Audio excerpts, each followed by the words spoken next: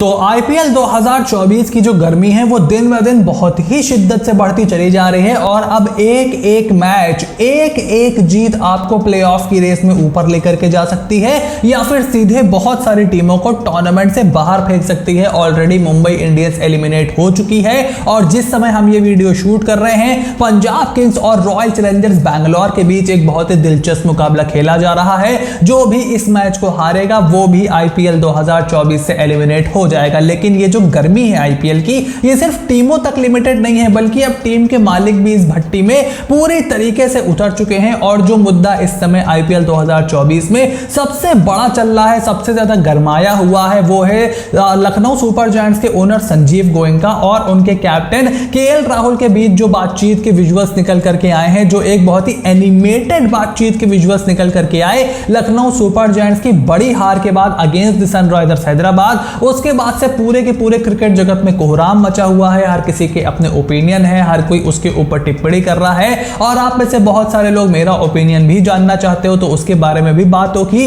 लेकिन सबसे पहले आपको इस मुद्दे से रिलेटेड एक बड़ी अपडेट दे देते हैं, जहां पर पीटीआई की रिपोर्ट के मुताबिक केएल राहुल साल 2025 के ऑक्शन में लखनऊ सुपर जायंट्स द्वारा रिटेन नहीं किए जाएंगे और उसके साथ साथ इस साल के आईपीएल में लखनऊ सुपर जायंट्स के अगले मैच से पहले उनकी कैप्टेंसी भी ली जा सकती है या फिर वो खुद भी कप्तानी छोड़ने का ऐलान कर सकते हैं। ये सिर्फ पीटीआई की नहीं बल्कि और भी कई जर्नलिस्ट ने, कई मीडिया ऑर्गेनाइजेशंस ने इसको रिपोर्ट किया है। हालांकि इसमें कितनी सच्चाई है इसके ऊपर हम अभी नहीं जाते हैं, जहां तक कप्तानी छोड़ने की बात का जो मुद्दा है वो। लेकिन जहां तक 2025 के ऑक्शन या मेगा ऑक्शन, जो भी ऑक्शन होगा, उसमें हमें वो लखनऊ सुपर जायंट्स से खेलते हुए दिखाई दे एट दिस मोमेंट, इसके चांसेस जो पूरा का पूरा विजुअल निकल करके आया है मुझे थोड़े से कम जरूर दिखाई दे रहे हैं और ये खबर थोड़ी सी ज्यादा बिलीवेबल मुझे लग रही है, ये रिपोर्ट थोड़ी सी ज्यादा कन्विंसिंग मुझे लग रही है। और देखो, इस बात पे साफ सिंपल सा ओपिनियन यहां पर मेरा है कि आपने ये विजुअल देखे इसलिए मे बी आपको लग रहा हो कि बहुत ही ज्यादा यहां पर लताड़ दिया संजीव गोयनका साहब ने केएल राहुल को after a big loss against the SRH. But IPL की हिस्ट्री में ऐसा बहुत दफा हो चुका है, मतलब आई हैव लॉस्ट काउंट जितनी बार ये खबरें निकल करके आई हैं। और जब हम छोटे हुआ करते थे, आज से 16-17 साल पहले जब आईपीएल शुरू होता था, तब तो आए दिन ऐसी रिपोर्ट निकल करके आती थी, चाहे वो रॉयल चैलेंजर्स बैंगलोर से निकल करके आई हो या फिर अलग अलग फ्रेंचाइजीज से निकल करके आई हो। काफी सारे ओनर्स का तो आपस में भी काफी ज्यादा विवाद रहा है, जिन टीमों के मल्टीपल ओनर रहे हैं। लेकिन सिर्फ इस एक इंसिडेंट को अगर हम आइसोलेट करके देखें तो देखो, मेरा यहां पर सिंपल सा ओपिनियन यह है कि यार Lucknow super giants is a private entity. Sanjeev Goenka साहब ने उसको 7,000 करोड़ रुपए में फ्रेंचाइजी खरीदी है and at this point of time along with Virat Kohli, KL Rahul 17 crore में आईपीएल की हिस्ट्री के सबसे एक्सपेंसिव प्लेयर हैं। सिर्फ विराट कोहली को 17 करोड़ में एक बार रिटेन किया था रॉयल चैलेंजर्स बैंगलोर ने और 17 करोड़ रुपए केएल राहुल को दिए गए हैं। और हम सब जब केएल राहुल की बैटिंग से इतने ज्यादा फ्रस्ट्रेट हो चुके हैं, तो जो बंदा तकरीबन 8-10 हजार करोड़ रुपए खर्च करके बैठा हुआ है, उसकी फ्रस्ट्रेशन का हम और आप अंदाजा लगा नहीं सकते। बिकॉज देखो, आप उसमें कितना भी कहोगे केएल राहुल इंडिया के प्लेयर हैं, ये है वो है, बट इस समय केएल राहुल एक प्राइवेट फर्म के लिए खेल रहे हैं। This is a business, this league is a business. और जो भी बिजनेस की समझ नहीं रखता है वो इस तरीके की नूब बातें जरूर कर सकता है, बट जो लोग बिजनेस की समझ रखते हैं दे नो कि एक एक रन, एक एक जीत, एक एक इन्वेस्टमेंट का आपको ना सिर्फ क्रिकेट में बल्कि हर जगह हिसाब देना पड़ता है। जो लोग प्राइवेट फर्म्स में जॉब करते होंगे, जो लोग बिजनेस की बातें करते होंगे, वो इस बात से पूरी तरीके से वाकिफ होंगे कि आपको हिसाब देना पड़ेगा अपने बॉस को। डजंट मैटर आप कितने बड़े खिलाड़ी हो, डजंट मैटर कि आप कितने बड़े कप्तान हो। और हम खुद यहां पर अकाउंटेबिलिटी की बात करते हैं कि बीसीसीआई को अकाउंटेबिलिटी लेनी चाहिए जब टीम इंडिया आईसीसी के किसी इवेंट में अगर हार करके आती है। कोचेस की अकाउंटेबिलिटी होनी चाहिए, कप्तान की अकाउंटेबिलिटी होनी चाहिए, प्लेयर्स की अकाउंटेबिलिटी होनी चाहिए। तो वो तो एक प्रोफेशनल एनवायरनमेंट है आईपीएल का और हम सब लोग चाहते हैं कि प्लेयर्स प्रोफेशनली बिहेव करें, प्लेयर्स काफ़ी ज़्यादा प्रोफेशन अपना दिखाएं और उस तरीके से बातचीत करें, उस तरीके से परफॉर्म करने की कोशिश करें, तो आईपीएल में आपको ये देखने को मिलेगा। This is not the first time and this will not be the last time. यह मेरा सिंपल सा ओपिनियन यहां पर है। हाँ, क्या उनको ये चीज मैदान पर करनी चाहिए थी? और पहली बात तो यह है कि आप ये कैसे मान रहे हो कि वो केएल राहुल के साथ ही उस तरीके से बात कर रहे थे?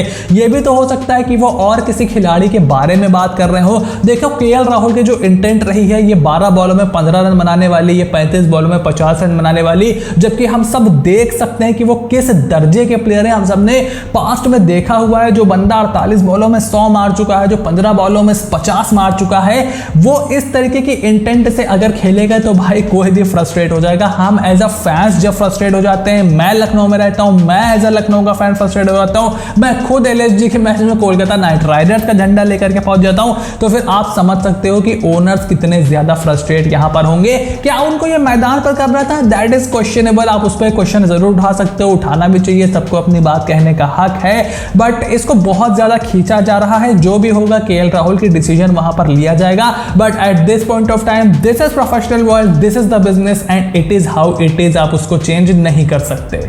और दूसरी अपडेट निकल करके आ रही है यहां पर कोलकाता नाइट राइडर्स की टीम से रिलेटेड, जहां पर ईडन गार्डन्स में इनडोर प्रैक्टिस करते हुए हमें अनुकूल रॉय और सूर्य शर्मा के साथ नीतीश राणा भी दिखाई दिए। अपनी फिटनेस पर बहुत ही ज्यादा काम कर रहे हैं, लेकिन इस समय यह कंफर्म नहीं है कि नीतीश राणा क्या हमें केकेआर के अगले मैच में अगेंस्ट द मुंबई इंडियंस खेलते हुए दिखाई देंगे, बिकॉज क्या वो फुली फिट हैं, क्या उनकी फिंगर्स पूरी तरीके से रिकवर कर गई हैं, इसके बारे में फिलहाल कोई अपडेट नहीं आई है। मे बी कुछ घंटों में या एक आध दिन में ये और ठीक से क्लियर हो पाए जब हम उस बड़े मुकाबले का प्रीव्यू करेंगे, कि क्योंकि राजस्थान रॉयल्स से भी एक मैच केकेआर को खेलना है। मोर और लेस उनकी प्लेऑफ में जगह कंफर्म हो चुकी है, तो क्या आप वहां पर रिस्क लेना चाहोगे? क्योंकि अभी देखने में ऐसे ही लग रहा है कि केकेआर टॉप 2 में फिनिश करेगी। जो पूरा का पूरा सेटअप है वो अच्छे से डेवलप हो चुका है, तो उसको अब बिला वजह छेड़ना भी नहीं चाहोगे। हाँ, जब नीतीश राणा फिट हो जाएंगे तो आप उनको अंगकृष रघुवंशी की जगह लेकर के आ सकते हो। और अगर फिल सॉल्ट सच में इंग्लैंड वापस जा रहे हैं, तब तो नीतीश राणा का जल्द से जल्द फिट होना कोलकाता नाइट राइडर्स के लिए बहुत ही ज्यादा जरूरी है। और अच्छी खबर यह है कि वो हमें रेगुलरली इंटेंसिटी के साथ प्रैक्टिस करते हुए दिखाई दे रहे हैं। और तीसरी अपडेट भी कोलकाता नाइट राइडर्स से जुड़ी हुई ही है, हालांकि उनके कैंप से निकल करके नहीं आई है, लेकिन रोहित शर्मा को कोलकाता नाइट राइडर्स में भेजने का सपना वसीम अकरम ने जरूर देख लिया है। उन्होंने स्पोर्ट्स क्रीड़ा से बातचीत करते हुए कहा कि वो रोहित शर्मा को उनको लगता है कि वो मुंबई इंडियंस में नहीं रुकेंगे अगले साल, हालांकि मुझे ऐसा नहीं लगता।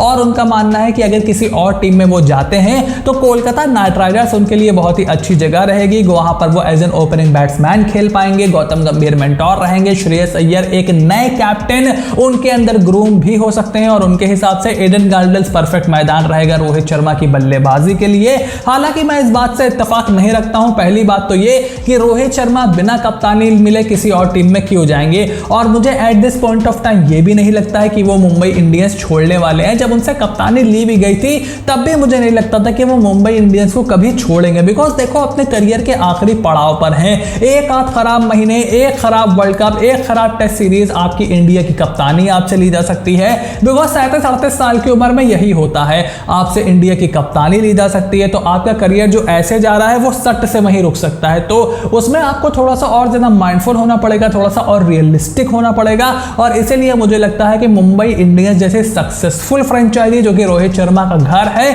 उसको छोड़ करके वो नहीं जाने वाले। हालांकि कोलकाता नाइट राइडर्स के नजरिए से भी रोहित शर्मा को अपनी टीम में लेना उनकी टीम के लिए कोई अच्छा फैसला नहीं होगा, क्योंकि फिल सॉल्ट ऑलरेडी वहां पर है। उसके अलावा जैसे जैसे सुनील नारायण की एज बढ़ेगी, क्या इस परफॉर्मेंस को वो अगले साल रेप्लिकेट कर पाएंगे?